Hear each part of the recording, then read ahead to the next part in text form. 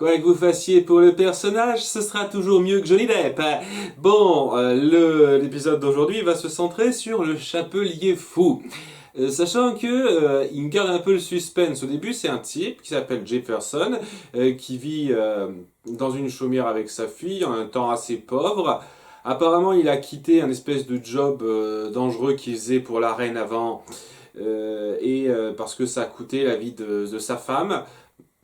C'est très mystérieux là-dessus, et j'espère qu'ils donneront une explication à ci et ça, c'est-à-dire qu'est-ce qu'il faisait exactement pour la reine, en quoi ça a coûté la vie de sa femme.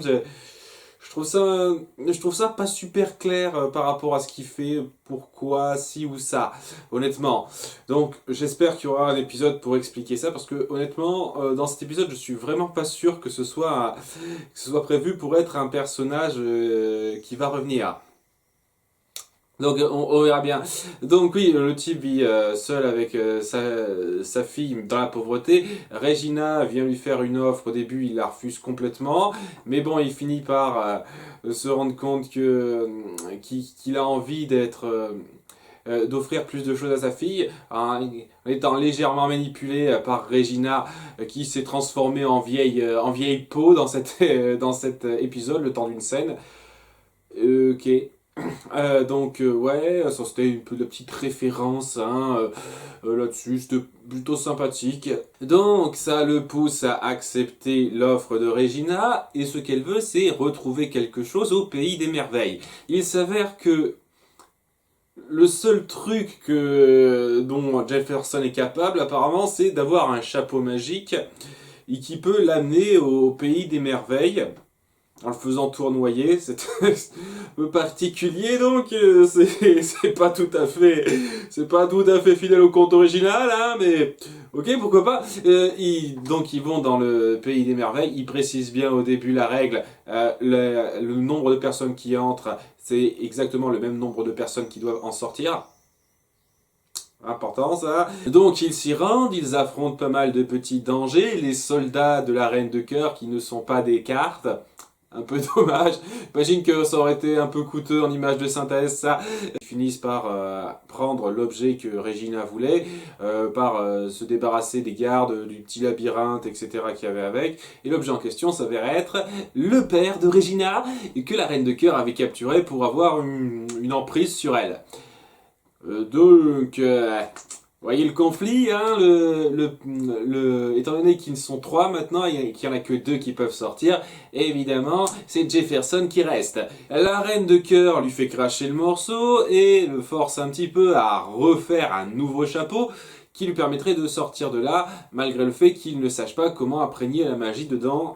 Donc, comment il a eu son chapeau à la base. Est-ce que ce sera expliqué plus tard? Je l'espère un petit peu. Et c'est là qu'il finit par, qu'on voit à la toute fin de l'épisode, qu'il finit par devenir fou en essayant de créer chapeau après chapeau sans y arriver. Et c'est là qu'il est devenu le chapelier fou. Voilà, donc c'est une approche intéressante, à nouveau assez tragique de l'histoire, parce que il va... C'est très fait en parallèle avec l'histoire de notre réalité, donc il faut connaître un petit peu les deux, mais honnêtement, ouais, le côté tragique à nouveau est très bien fait dans cette backstory. Avec ce qui se passe, je suis vraiment pas sûr qu'on le revoie un jour, et j'espère qu'on le reverra un jour, ce personnage, parce qu'il est très intéressant, et il y a pas mal de trucs qui sont laissés en suspens par rapport à son histoire que j'adorerais connaître, parce que ça manque un peu de clarté sur certains moments, et je pense qu'il y a pas mal de trucs qui pourraient être un peu mieux développés, mais ouais, le côté tragique de la chose est bien amené. Dans notre réalité, Marie-Margaret est toujours en fuite et Emma la prend assez vite et part sur sa piste. Et c'est en étant un petit peu pressée qu'elle finit par manquer d'écraser donc Jefferson qu'elle croise sur sa route. Elle décide de se racheter en le ramenant chez lui, et c'est là que Jefferson la drogue.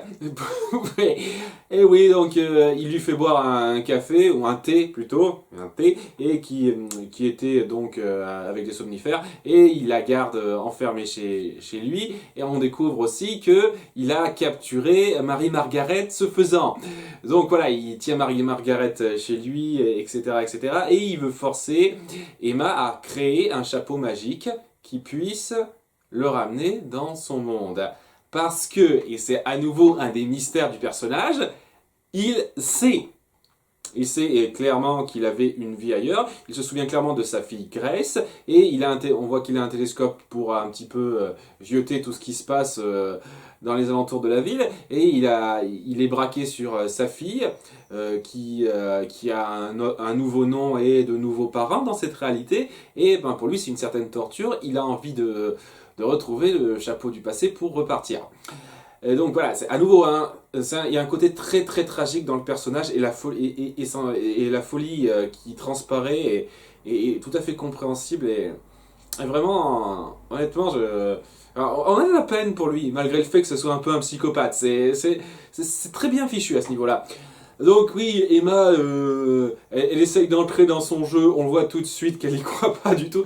Il y a un moment donné, ils nous font le petit moment dramatique où est-ce qu'elle croit ou pas à ce qu'elle dit, est-ce qu'elle a enfin vu la lumière, entre guillemets. Ben non, en fait, elle se fout de sa gueule, elle l'attaque par derrière, elle essaye de se barrer.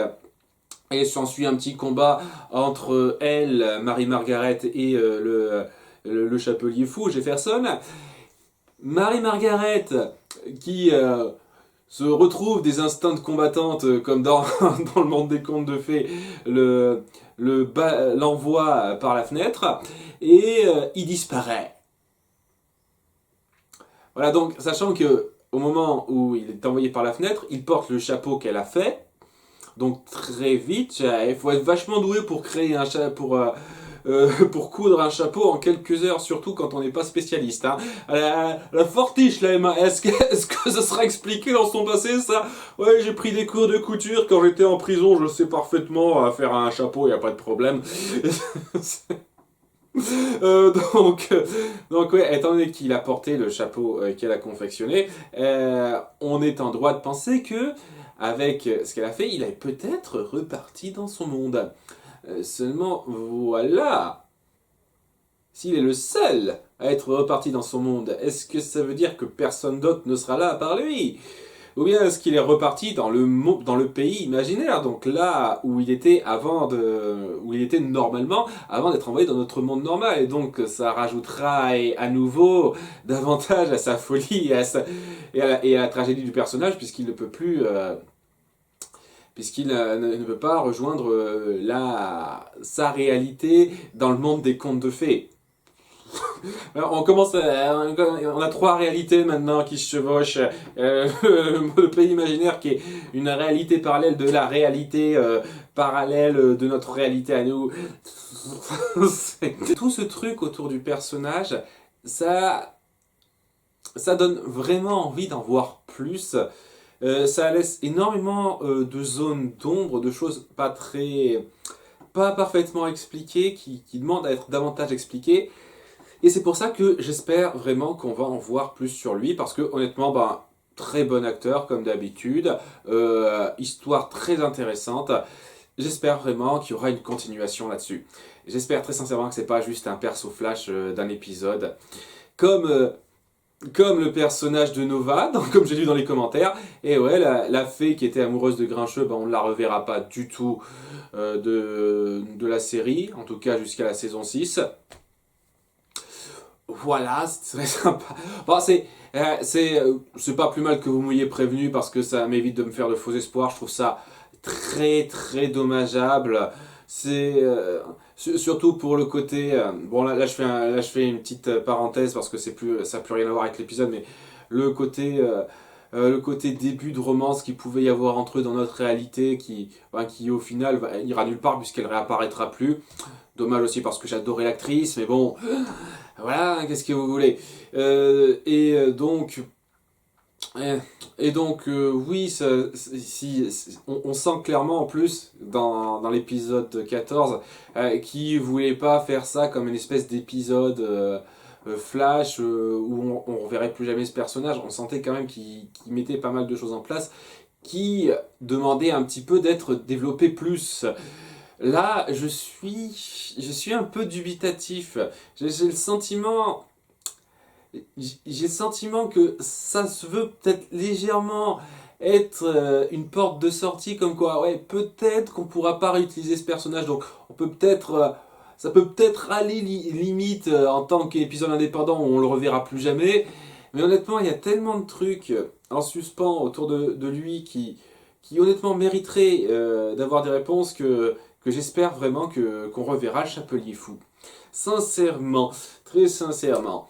Enfin bon, hein, c'est pas tout à fait terminé l'épisode parce que suite à ça, Emma finit par convaincre Marie-Margaret de revenir en cellule pour pouvoir être jugée, pour éviter qu'elle devienne une fugitive. Donc elle y arrive juste à temps, avec un discours très joli sur le fait que elles ont commencé à devenir amies, qu'elles représentent quelque chose d'important pour elle. Elle dit même que c'est un peu sa famille. Bon, elle a fourché pour donner un sens symbolique à ça. Et à la fin, elle finit par voir donc Paige qui se rend à la même école qu'Henry. J'ai envie de dire logique, vu qu'il n'y a qu'une seule école et que tu sais que cette fille existe. Et pour je ne sais quelle raison, et vraiment je ne sais quelle raison, ça finit par lui faire un déclic à Emma, et elle finit par avoir des doutes sur la véracité enfin, sur le fait que le conte, l'histoire des contes de fées soit vraie ou pas. Pourquoi c'est ça qui a été l'élément déclencheur? Je ne comprends pas très bien. C'est un peu normal que cette fille existe. Tu l'as vu à travers la jumelle que t'as montré, que t'as donné le Jefferson. Pourquoi tu... Je comprends pas, il y a absolument rien, et vraiment, il y a absolument rien dans l'échange qu'elle a avec Henry, dans ce qu'elle voit qui lui fait dire ah mais incroyable, il avait raison sur un truc, ou quoi que ce soit, sachant que ça aurait été très simple de le faire. Elle aurait très très bien pu demander, au fait, Henry, tu as parlé à Monsieur Jefferson, Monsieur Jefferson, jamais vu ce type-là, et elle aurait pu se dire, alors c'est bizarre, comment il peut savoir pas mal de trucs qu'Henry a dit. Ouais, et me dis pas que l'élément déclencheur, c'est le fait que tel personnage ressemble à ce type. Je veux dire, tous les personnages ressemblent à leurs équivalents dans notre réalité. C'est depuis le début. Pourquoi que maintenant, quand ils voient que les personnages ressemblent un peu, oui, parce que c'est des dessins quand même, ressemblent en partie aux personnes de notre réalité, qu'elle se dit oh mais c'est incroyable, ça pourrait être vrai. Je sais pas, je trouve ça un peu bizarre que l'élément décllencheur aurait pu être mieux fait. Cela étant, je vais pas cracher là-dessus, c'est vraiment histoire de me plaindre un peu parce que j'aime me plaindre, mais c'est cool. Je veux dire, enfin, il commence à avoir des doutes. Enfin, on va peut-être faire évoluer le statu quo de façon intéressante à ce niveau-là, où elle finira par se dire ah, peut-être qu'en fait, ces personnes-là ne sont pas qui elles paraissent, et elle va enfin finir par le croire. C'est le moment que j'attends un petit peu dans cette série, c'est-à-dire le moment où il n'y a pas que Henry et bon, il y a secrètement Auguste qui croit que ça c'est vrai et qu'il n'y a que la méchante que la méchante et Monsieur Gold qui sont au courant de tel ou tel truc. Voilà, ça peut être intéressant ça, j'attends vraiment de voir.